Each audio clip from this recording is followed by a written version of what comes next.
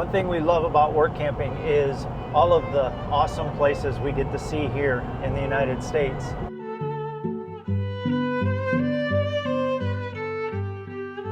And today's no exception. We are on our way to Joshua Tree National Park, and we are really excited.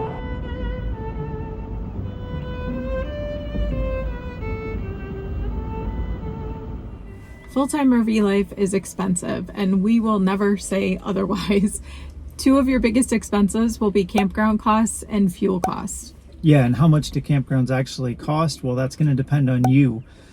Depends if you need full hookups, if you want a boondock, or if you want to just stay in state parks and have just water and electric. So it really comes down to what your style of camping is. We've watched videos of Joshua Tree, and I was so excited to see the Cholla cactus garden, and it was beautiful in the early morning light. Yeah, you do have to be careful though, because they are everywhere. Yeah, and they call them the jumping cactus. They also are all over the ground, and you walk on them without even knowing it. Laurie actually had one on her shoe. We were shocked at how deep it just wedged into the sole of her shoe.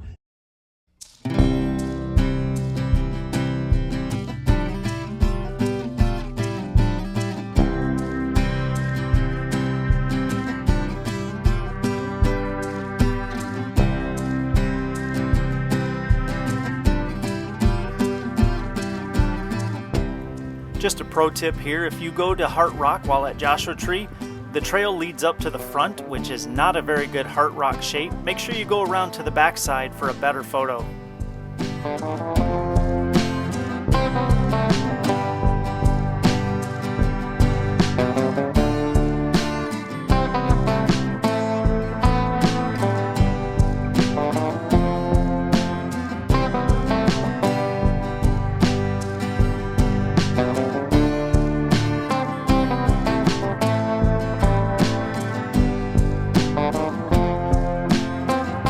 Just want to give a shout out to RV SnapPad for sending us these Snapjacks. When you purchase your RV SnapPads, you can use code WhyNotWander for 10% off your purchase. We'll have a link in the description for you. Well, we are back at our RV resort, but we had a great time at Joshua Tree National Park. So how much did we spend last year on campgrounds? We spent a grand total of $1,837.37. Now we think that is really good, and that is a big thanks to work camping. So one other tip that we can give you is when you're looking at campgrounds, ask for weekly rates or monthly rates. Sometimes they have those, and you can save money that way as well. Since we're work campers, we never have to pay for a site, and last spring our job fell through and we actually got a taste of having to pay for sites. Laurie was working remotely and we had to have Wi-Fi connectivity. Yeah, and so we had to stay in each location for a week at a time. So we saw how quickly campground costs added up. And in just the period of 2.5 weeks, we spent over $800 in campgrounds. And I mean, we were trying to go cheap. Like, we were trying to go as cheap as we possibly could.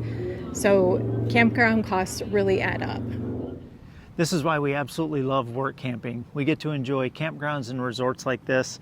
There's pickleball here, shuffleboard, indoor and outdoor pool, just all kinds of events, and we absolutely love it. Yeah, and we could not afford, well, first of all, we couldn't afford to live like this in a resort like this for the winter. But second of all, we just couldn't be on the road full time if we were not work camping. This has just given us such a freedom in the sense of not having that as an expense. So if you'd like to receive our 3 secrets to becoming a full-time RVer ASAP, click the link below. You'll see I have it linked there at whynotwander.com. So when we're between work camping jobs, we are always trying to save as much money as possible on our campground costs. So if we're not staying overnight for free in parking lots, we're using our Passport America membership. You can also use Harvest Host. You can use Good Sam.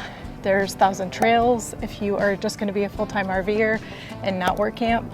There's tons of options out there. So now get out there and wander.